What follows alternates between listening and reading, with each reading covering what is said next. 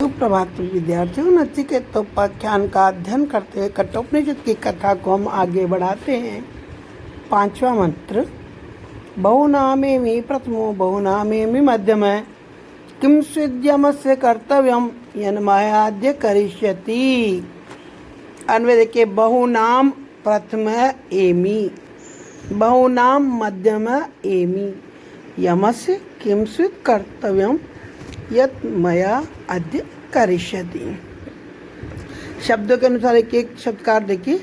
बहुनाम बहुतों में से, बहुतों में से एक को छात्र में षष्ठी और सप्तमी का प्रयोग होता है। या बहुत से पुत्रों में से नचिकेता अपने आप को प्रथम मानता है, अतः षष्ठी का प्रयोग हुआ है।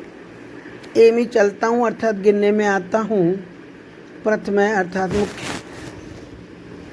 मध्य में बीच का यानी मझोला, किम स्वित् कौन सा, यमस्य मृत्यु के देवता यम का कर्तव्य कार्य है, यन मया अद्य जो मुझसे आज करिष्यति करेगा। कौन करेगा? मेरे पिता। प्रसंग के अनुसार आप अर्थ समझिए इसका। अपने शास्त्रों में कहा गया है कि प्राणी को क्रोध नहीं करना चाहिए। क्रोध से व्यक्ति अंधा हो जाता है। जैसे अंधे व्यक्ति को कुछ दिखाई नहीं देता, वैसे ही क्रोध करने वाला पुरुष भी उचित और अनुचित का विवेक खो बैठता है। यहाँ भी ऐसा ही हुआ। वाजश्रव ऋषि क्रोध में आकर अपना ज्ञान खो बैठे और उन्होंने अपने पुत्र नचिकेता से कहा कि जा, मैं तुझे मृत्यु को अर्थात यमराज को देता हूँ।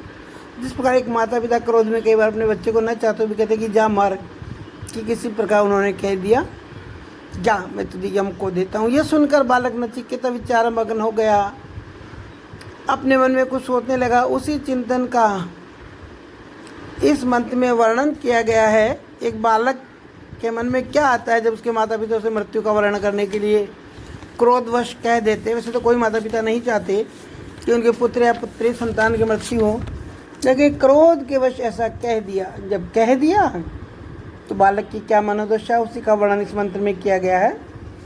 बालक की मनोदशा देखिए। नचिकेता मन में विचार कर रहा है कि मैं बहुत से पुत्रों अथवा शिष्यों के मध्य प्रमुख बनकर चलता हूँ, या फिर ज़्यादा हो तो बहुतों में इसमें मध्यम माना जाता हूँ। फिर आज यम का ऐसा कौन सा कार्य है जिसे मेरे पिता आज मेरे द्वारा संपन्न करवाएंगे। इस संसार में 3 प्रकार के पुत्र या शिष्य होते हैं, प्रथम, द्वितीय और तृतीय, जो क्रमशः उत्तम, मध्यम तथा अधम भी कहे जाते हैं। उत्तम पुत्र वह है जो पिता की आज्ञा की प्रतीक्षा किए बिना ही अभिप्राय को समझकर सेवा करता है। आज्ञा प्राप्त कर कार्य करने वाला मध्यम श्रेणी का पुत्र माना जाता है। यहाँ नचिकेता विचार कर रहा है कि मैंने कभी भी पिताजी की आज्ञा की अवहेलना नहीं की, अतः मैं या तो प्रथम कोटि का हूँ या फिर मध्यम कोटि का हूँ। अधम वह माना जाता है जो पिता के कहने के उपरांत भी कार्य की अवहेलना करता है। मेरे आचरण द्वारा मैं अधम श्रेणी का तो कभी नहीं रहा, फिर मुझे पिताजी ने यम के पास क्यों भेजा है? कहीं ऐसा तो नहीं कि क्रोध के आवेश में आकर उन्होंने ये सब कार्य किया हो। अब तो कुछ भी हो, मुझे तो पिता की आज्ञा को पूर्ण करना ही चाहिए। ये विचार कर रहा है नचिकेता। जब ऐसा विचार करता है तो तुरंत ही वह सोचता है, अनुपश्य यथा पूर्वे प्रतिपश्य तथा परे, सस्यमेव मर्त्य पच्यते सस्यमेव जायते पुनः। अन्वय देखिए मंत्र का, यथा पूर्वे अनुपश्य तथा अपरे प्रतिपश्य, मर्त्य सस्यमेव पच्यते पुनः स्वमेव आजायते। शब्दों के अनुसार आप अर्थ देखिए एक एक शब्द का।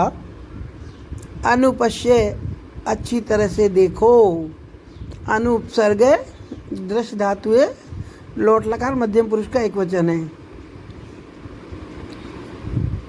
यथा यानी जिस प्रकार, पूर्वे पहले के लोग, पितर पूर्वज, प्रतिपश्य मानी देखो, तथा अपरे उसी प्रकार बाद में भी देखो, तथा उस प्रकार अपरे अन्य व्यक्ति।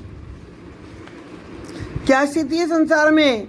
सस्यम इव अनाज की पैदावार की भांति मरते यानी मरणशील मनुष्य सस्यम इव आ जाएते धान की तरह फिर उत्पन्न हो जाता है। प्रसंग श्लोक का यह है कि अपने पिता वाजश्रवस को वृद्ध गायों का अनुपयुक्त दान करते हुए देखकर उसके पुत्र नचिकेता को अच्छा नहीं लगा, किंतु अपने पिताश्री को सीधे सीधे टोकना भी छोटे मुँह बड़ी बात होती। अतः समझदार पुत्र ने पिता को इंगित करते हुए कहा कि आप मुझे किसे दान में देने वाले हैं। शायद पिताजी इससे संकेत समझ जाए कि वृद्ध गायों को नहीं देना, किंतु महर्षि समझे नहीं, उल्टे नाराज हो गए और झुंझला के क्रोध में आकर बालक से कहते हैं, जा मैं तुझे मृत्यु को देता हूँ। ये सुनकर बालक सन्न रह गया, क्योंकि उसका उद्देश्य अपने पिता को क्रोधित करना कदापि नहीं था। पर होनी को कौन टाल सकता है। बालक यम के पास, जो मृत्यु का देवता है, जाने को अब तैयार होने लगा, किंतु इधर पिता भी पश्चाताप करने लगा कि मैंने अवश्य में ये क्या किया है। इस पर नचिकेता ने जो अपने पिता से ये कहा वही उपरोक्त मंत्र में वर्णित किया गया है, जिसका अर्थ इस प्रकार है, जैसे पूर्व पुरुषों ने सत्य आचरण किया उसे भली भांति देखो, तथा वर्तमान कालीन बात की जो दूसरे सज्जन जैसा करते हैं उसे भली भांति विचार करो। मनुष्य अनाज की तरह, अनाज के पौधे की तरह पकता है, अर्थात जीर्ण होकर मरता है। जैसे अनाज को टाइम पर नहीं तोड़ते तो बिखर जाता है धरती में और फिर उगता है, इसी प्रकार मनुष्य की मृत्यु निश्चित है और फिर अनाज की तरह उत्पन्न होता है। जैसे बिखरा हुआ अनाज फिर उग जाता है, इसी प्रकार मनुष्य भी मृत्यु के उपरांत फिर से जन्म ले लेता है। इस मंत्र में अपने पिता को डेरे बंधाते हुए नचिकेता कह रहा है कि लोगों ने इस संसार में सत्य आचरण को श्रेष्ठ माना है, जो कहा वही किया। झूठ बोलना अर्थात अपनी कही हुई बात से मुकर जाना अच्छे लोगों का लक्षण नहीं है। अतः यह महर्षि से कह रहा है, बालक अपने पिता वाजश्रवस से आग्रह कर रहा है कि जिस प्रकार के व्यवहार की शैली अपने पितामह, दादा, परदादा आदि पूर्वजों ने अपनाई थी, तो जिस प्रकार का आचरण आजकल के दूसरे श्रेष्ठ जन कर रहे हैं वही आपको भी करना चाहिए। अतः आपने जो मुझे मृत्यु को अर्पित करने के लिए कह दिया है, अब उस चीज़ से आप अपनी बात से पीछे मत हटिए, क्योंकि एक न एक दिन तो मुझे जाना ही है। मनुष्य जन्म और मृत्यु के वश में है। अतः जो अवश्यंभावी उसके लिए दुख मत करो, और मृत्यु होकर जन्म लेना तो मानव के लिए ठीक वैसे ही है जैसे अनाज का पकना, खेत में बिखर जाना फिर उगाना। इस प्रकार विचार करते हुए नचिकेता जब देखता है कि मेरे पिता मुझे मृत्यु को देने के बाद दुखी हो रहे हैं, तो उन्हें समझाने के लिए धान का उदाहरण देते हुए समझाता है कि मृत्यु अवश्यंभावी है और जैसे धान एक बार नष्ट होकर फिर उगता है, इसी प्रकार मानव भी जन्म लेता रहता है। तो अपने पूर्व और अग्नि पुरुषों को देखते हुए अब आप मुझे मृत्यु के पास जाने की अनुमति दीजिए। और उसके बाद वो चल पड़ता है यमराज के पास, मृत्यु के देवता के पास। और जब वह पहुंचता है वहाँ पर, तो यम घर पर नहीं थे, उनकी पत्नी थी घर पर। देखिए अगला मंत्र, वैश्वानर पुरुषते अतिथिर ब्राह्मणों गुहा, ये गलत होगा। तो इस प्रकार इस मंत्र में शोकाकुल और पश्चाताप करने वाले अपने पिता से नचिकेता दशरथ आदि पूर्व राजाओं के दृष्टांत को ध्यान में रखते हुए कहता है कि आपको अपने कथन पर दृढ़ रहना चाहिए, चाहे आपने सोच विचार कर कहा हो अथवा बिना सोचे समझे, किंतु जो कुछ कह दिया उसमें परिवर्तन नहीं करना चाहिए। आपको सत्य की रक्षा करनी चाहिए। मरण मनुष्य की नीति है, अतः सत्य से हटना उचित नहीं। प्राणी भी जीर्ण होकर अनाज के पौधे की तरह नष्ट हो जाता है और फिर उत्पन्न हो जाता है। मृत्यु जन्म का क्रम है जो बिना ब्रह्म ज्ञान के तोड़ा नहीं जा सकता। इस अवश्यंभावी घटना के भय से सत्य से हटना हितकर नहीं। इस प्रकार नचिकेता पिता को अपने वचन का पालन करते हुए स्वयं को यम के पास भेजने का आग्रह करता है। यह समय के पकने में पुनः उत्पन्न होने का उदाहरण अतीव सटीक है। इस यथार्थ को स्वीकार कर लेने पर प्राणी के समझ में आ जाता है कि मैं क्षणभंगुर जीवन के लिए क्यों पाप कर्म करूं। इस प्रकार वह अनेक बुरे कर्मों से बच जाता है और उसे मृत्यु का भय नहीं रहता। उसे बोध हो जाता है कि मृत्यु तो जीवन का ही दूसरा नाम है। यदि मृत्यु न हो तो सृष्टि की उत्पत्ति ही बंद हो जाए। गीता के अनुसार भी जातस्य ही ध्रुव मृत्यु ध्रुवम जन्म मृतस्य थे, यही वास्तविकता बताई गई है। तो इस प्रकार अपने पिता को समझाकर और यमराज के पास निकल कर चला जाता है नचिकेता। तब अग्रिम मंत्र है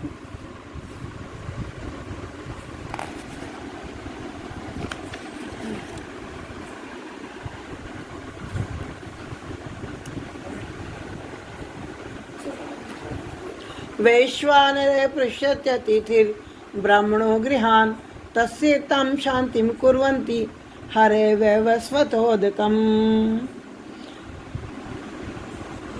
जब यम के घर पहुंचता है नचिकेता, इस प्रकार विचार करते हुए नचिकेता जब देखता है कि मेरे पिता मुझे मृत्यु को देने के बाद दुखी हो रहे हैं, तो उन्हें समझाने के लिए धान का उदाहरण देते हुए समझाता है कि मृत्यु अवश्यंभावी है और जैसे धान एक बार नष्ट होकर फिर उगता है, इसी प्रकार मानव भी जन्म लेता रहता है। तो अपने पूर्व और अग्नि पुरुषों को देखते हुए अब आप मुझे मृत्यु के पास जाने की अनुमति दीजिए। और उसके बाद वो चल पड़ता है यमराज के पास, मृत्यु के देवता के पास। और जब वह पहुंचता है वहाँ पर, तो यम घर पर नहीं थे, उनकी पत्नी थी घर पर। देखिए अगला मंत्र।